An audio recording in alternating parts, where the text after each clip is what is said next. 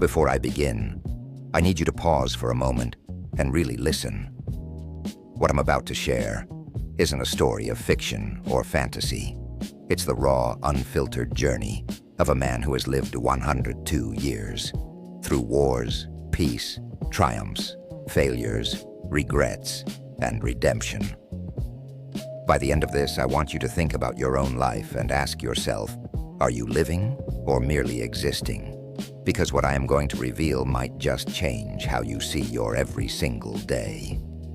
I was born in a small, dusty town. My childhood was humble, filled with simplicity, laughter, and the occasional hardship. I remember the creaking wooden floors of our house, the smell of fresh bread in the mornings, and the sun glinting on the worn-out fields where my friends and I would play until dusk. Life back then was raw, yet pure. I had dreams bigger than our little town could hold, and a curiosity that no fence, no rule could contain. As a boy, I was adventurous, always questioning, always exploring. School was both a sanctuary and a challenge. I remember struggling with numbers but excelling in stories and imagination. My mind craved to understand the world beyond our town, beyond our small rivers and hills. I had dreams of traveling, of creating something that mattered. Yet even in those innocent days, I made my first mistakes, moments of distraction, choices that seemed trivial then but later echoed as lessons. Growing into adolescence, life became a balance of freedom and responsibility. I started working small jobs to help my family. I sold newspapers, delivered groceries, even carried luggage at the local train station. Each job was a stepping stone, each failure a teacher in disguise. I wasn't rich and I wasn't famous, but I was learning the most important lesson of all. Life does not hand you victories. You earn them through persistence and resilience. In my 20s, I finally stepped out of my hometown. I moved to the city, brimming with ambition, heart full of hope. I wanted to prove myself, and for a while, I did. I tasted success, small victories at first, then larger ones. I started a business, made connections, traveled for work, and even felt the intoxicating rush of admiration. But as is the way of life, my successes came intertwined with mistakes. I trusted the wrong people, spent money unwisely, and often allowed pride to cloud my judgment. I remember nights lying awake, realizing that my greatest victories were sometimes overshadowed by my own recklessness. By the time I reached my 30s, I was a mix of accomplishments and regrets. I had friends, some true, some fair weather. I had money, but never the peace I sought. I was respected in my circle, but felt a gnawing emptiness. I would often replay choices in my mind. The investments that failed, the relationships I neglected, the time wasted on trivial pursuits instead of what truly mattered. Every now and then I caught myself thinking, what if I had done things differently? And those words, what if, would haunt me for decades. It was during this period of reflection that I met her, my wife.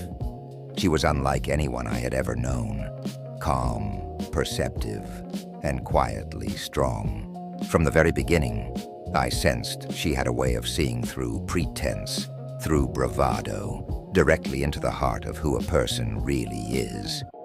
Our early years together were a mixture of excitement and learning. She challenged me, encouraged me, and sometimes, when I was stubborn or lost in pride, she held the mirror up to my own flaws. One day, after a particularly turbulent year, filled with both personal and professional setbacks, she sat me down and said something that changed my life forever. If you truly want to live a life that matters, she said, you must stop doing 5 things and embrace 5 others. At first I laughed, thinking it was just another lecture, but as she spoke, I realized the wisdom hidden in her words.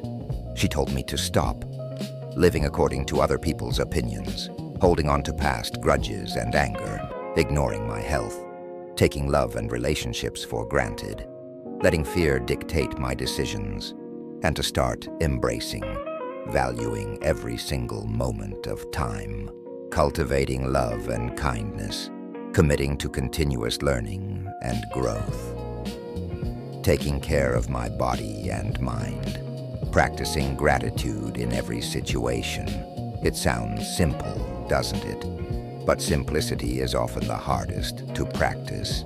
I realized that much of my life's dissatisfaction came from ignoring these basic truths. The years of regret, the decisions I wish I could undo, the moments I wasted chasing fleeting pleasures, all of it could have been transformed if only I had understood this sooner. From that moment on, I began to change. Slowly, deliberately, I repaired relationships I had neglected. I forgave those who had hurt me. I invested in my health and nurtured my mind with books, exercise, and meditation. I expressed love openly, not just to my wife, but to everyone around me. And I made a conscious effort to live without fear, embracing opportunities even when uncertainty loomed. One of the hardest lessons was reflecting on all the time I had lost. So many years spent in pride, anger, or chasing meaningless approval. I remembered the projects I abandoned, the friendships I let fade, the chances I didn't take. But instead of sinking into despair, I used these reflections as fuel. I learned to treasure every day as if it were a rare gem, because in truth, it is. Each morning became a gift, each evening a lesson, each moment an opportunity. And I realized something even deeper. Life is never too late. At 102, I look back and see the mistakes, yes, but I also see the triumph of change, the triumph of choosing differently, of embracing the right habits, of living deliberately. And that's why I am here today, speaking to you. Because if my story can make even one person pause, reflect, and choose differently, then these 102 years have served a purpose. I want to share one more truth. Throughout life, there will always be regrets, but regrets only have the power you give them. Don't let them define you. Learn from them, use them, and then let them go. Every mistake, every misstep, every wasted hour is a lesson in disguise. And when combined with conscious choices, the kind my wife guided me to make, life transforms into something truly remarkable. Now I want to speak directly to you, whoever is watching this. Take these lessons seriously. Stop letting fear control your life. Stop living for others' approval. Stop ignoring your health and your relationships. And start valuing your time, embracing love, learning continuously, caring for your body and mind, and practicing gratitude. Share this story. Share this message. Bring it to those who are younger than you, those who might not have understood the value of time yet. Help someone avoid the regrets I had to live with for decades. Comment below where you are watching from. Hit the like button if this resonates, and subscribe for more stories that remind us why life must be lived fully, because that's too precious to waste.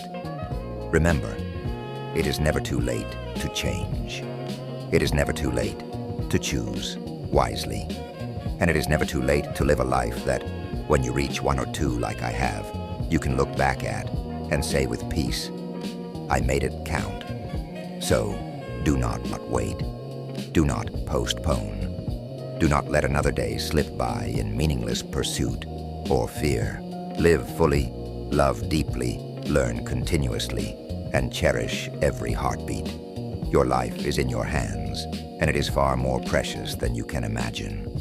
Now take this moment, make it yours, and then share it, so that someone else, maybe even many someone else's, can learn, can act, and can live fully before it's too late. Before I begin, Before I begin,